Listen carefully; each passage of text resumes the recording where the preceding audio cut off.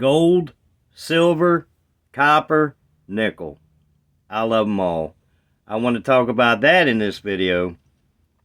And I also want to talk about keeping your head up. Hello everybody. Welcome to Sobriety and Silver.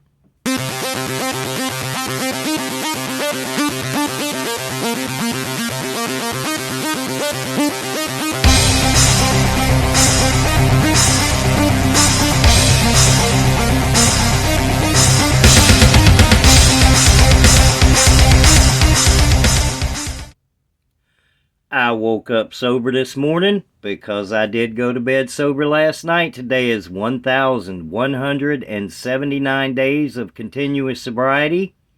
Day 215 of stacking silver. Getting on YouTube, having a blast, getting to know everybody in the silver stacking community, or at least as many people as I possibly can. Alright guys, well I don't have anything new to show off. I was hoping I'd get my 100-gram bar in today, but no go, it didn't come in. So I did a little setup here. I watched FG Stacker's latest video where he did some pours, and I really like the Eagle, even though it didn't come out. It came out a little too thin, but FG, I hope you redo that one, and I hope you do a few of them, because I may put a bid in on that one if you're willing to sell it. So, anyway, alright, nothing new came in, but it was another great day. I was just sitting in the floor a minute ago, and I was going through all the nickels and pennies that I have traded out from the cash registers at work. Not stolen. I take quarters and dollar bills and things like that, and I'll pull out nickels and go through the pennies and pull out all the copper, as long as it doesn't hurt the cash register and leave them short. And yes, my boss knows I do it, because he also knows I search for star notes.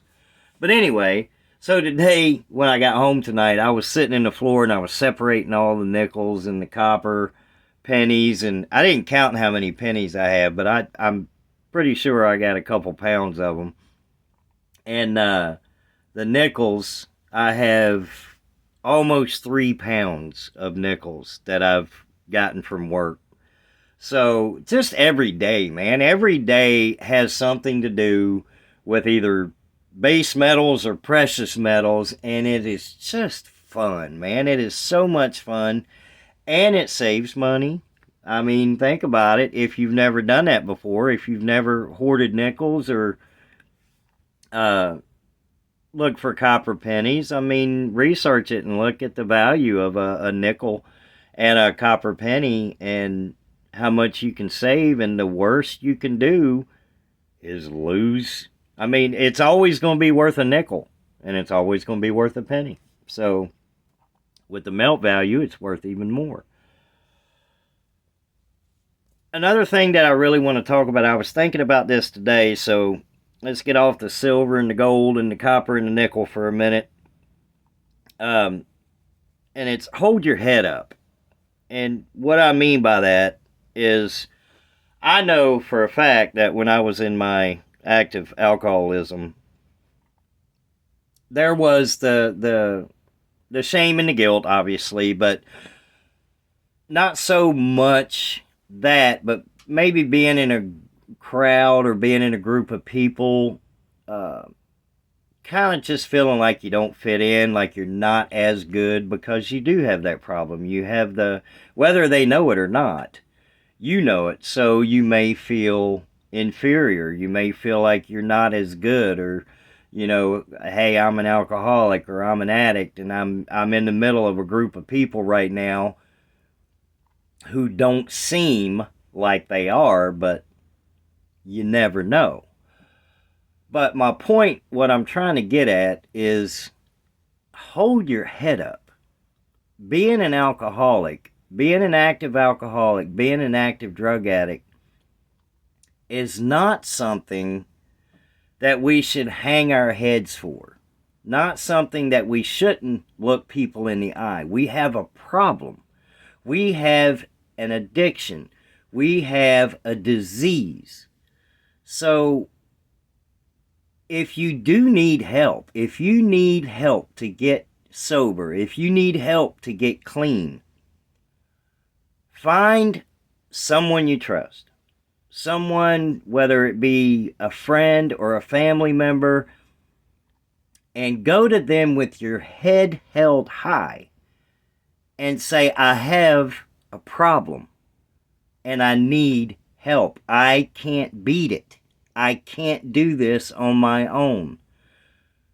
But keep your head up. You are still a wonderful person. You're just in the midst of addiction. And once you come out of that addiction, and once you get into sobriety and you start living life and loving life, that person comes out and you're going to find out who you are. And it's going to be an amazing experience to know who you are. I've been with my wife for 14 years, and a little less than 11 of those years, I was an active alcoholic. I would have my little streaks of sobriety, but nothing worth mentioning, nothing that was substantial. So over the last 3 years, not only is she getting to know who I really am, but I'm getting to know who I really am. And I tell you what, I like the person that I am. And she seems to kind of like me too. So that's something to look forward to as well. Is even if you're in the deepest, darkest throes of addiction right now, there is a way out. And once you find that way out, and once you hold your head up high and square your shoulders back and walk up to somebody you trust and say, I need help. Once you do that and you get into sobriety, life is going to change. It's going to be an amazing experience. What else I got to say? I tell you what, I had a doctor. She's a physician's assistant. And she saw me in my active addiction. She tried to help me. She put up with me, and she's not the nicest woman in the world, and for a physician's assistant or a doctor, she might be a doctor. I'm not real sure, but I still see her from time to time. And every time I see her, it's, hey, I got over 3 years now. And I remember the first time I saw her after I got sober, I told her, I think I had 6 months. I said, do you remember me?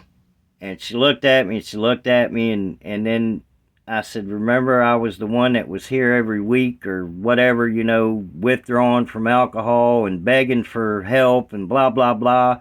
She said, yes, I do remember you.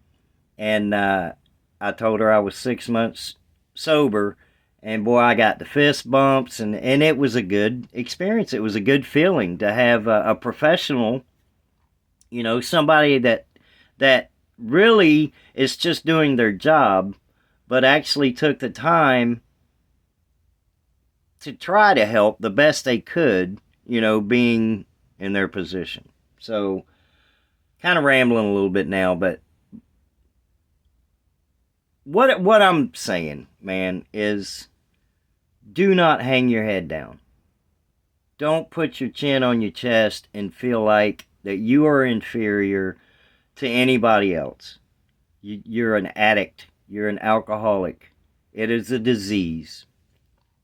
If somebody has a chronic disease or something like that, it's looked at different, and I do understand that.